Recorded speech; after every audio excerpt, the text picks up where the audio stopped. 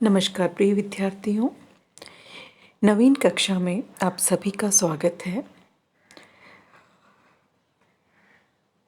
आपका प्रथम अध्याय हिंदी पुस्तक वसंत भाग 2 जो कि कक्षा 7वीं के लिए है, में प्रथम अध्याय बहुत ही सुंदर सी कविता है, हम पंछी उन्मुक्त गगन के।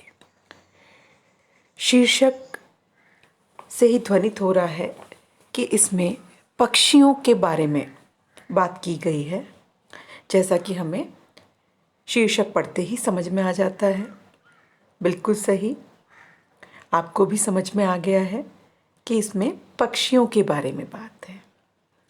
हम पंछी उन्मुक्त गगन के, पक्षी कह रहे हैं अपने लिए हम पंछी, उन्मुक्त मतलब होता है बिल्कुल खुले आसमान के। तो कहने का तात्पर्य इतना है कि शीर्षक ही कविता के बारे में बहुत कुछ इंगित कर दे रहा है। ये बहुत ही सुंदर सी कविता है और इसके रचयिता हैं श्री शिव मंगल सिंह सुमन जी। इसमें अन्य सभी सुविधाओं की तुलना में जो आज़ादी है उसको श्रेष्ठ बताया गया है। और ये हम सभी जानते भी हैं कि परतंत्रता कितनी घातक होती है और कितनी बुरी लगती है, और स्वतंत्रता हमें कितनी प्रिय होती है। हम चाहे जितनी सुख सुविधा में रह लें, लेकिन हम किसी एक कक्ष में बंद होकर के अधिक समय तक नहीं रह सकते। आप स्वयं सोचिए कि यदि आपको आपकी मनपसंद सब चीज़ें एक जगह ला कर के दे दी जाए और आपको कहा जाए कि आप इसी कमरे में बंद रहिए, आप कितने दिन बंद रह लेंगे? या हाँ, बिल्कुल सही, मेरे को लग रहा है आपका उत्तर भी यही होगा कि हम बंद रह करके नहीं रहना चाहेंगे। तो जो पक्षी संपूर्ण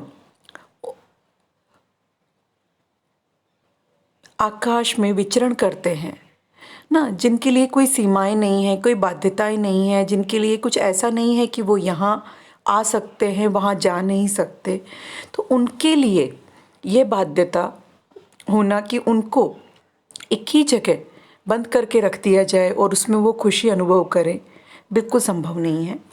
तो इस कविता के माध्यम से यही बताने का प्रयास किया गया है कि सभी सुविधाएं मिल जाए, लेकिन फिर भी जो आज़ादी है उससे उन सुविधाओं की तुलना नहीं की जा सकती। आज़ादी सबको प्रिय होती है, चाहे वो मनुष्य हो या पक्षी हो। एक बार हम कविता का सस्वर वाचन कर लेंगे। देखिए, हम पंछी उन्मुक्त गगन के, हम पंछी उन्मुक्त गगन के, पिंजर बदना गा पाएंगे। कनक तीलियों से टकराकर, कनक तीलियों से टकराकर पुलकित पंख टूट जाएंगे। हम बहता जल पीने वाले मर जाएंगे भूखे प्यासे। हम बहता जल पीने वाले मर जाएंगे भूखे प्यासे।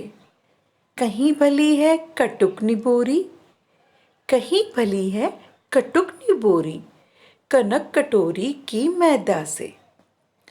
स्वर्ण श्रृंखला के बंधन में अपनी गति उड़ान सब भूले। स्वर्ण श्रृंखला के बंधन में अपनी गति उड़ान सब भूले। बस सपनों में देख रहे हैं, बस सपनों में देख रहे हैं तरु की फुनगी पर के झूले। ऐसे थे अरमान की उड़ते, ऐसे थे अरमान की उड़ते, नीले नभ की सीमा पाने। लाल किरण सी चोंच खोल, लाल किरण सी चोंच खोल, चुगते तारक अनार के दाने। होती सीमाहीन क्षितिज से इन पंखों की होड़ा होड़ी। या तो क्षितिज मिलन बन जाता, या तो क्षितिज मिलन बन जाता, या तंती सांसों की डोरी। नीड न दो, नीड न दो चाहे टहनी का, नीड न दो चाहे टहनी का, आश्रय छिन्न भिन्न कर डालो, आश्रय छिन्न भिन्न कर डालो, लेकिन पंख दिए हैं तो, लेकिन पंख दिए हैं तो, आकुल उड़ान में विद्य न डालो, आकुल उड़ान में विद्य न डालो। शिवमंगल सिंह सुमन।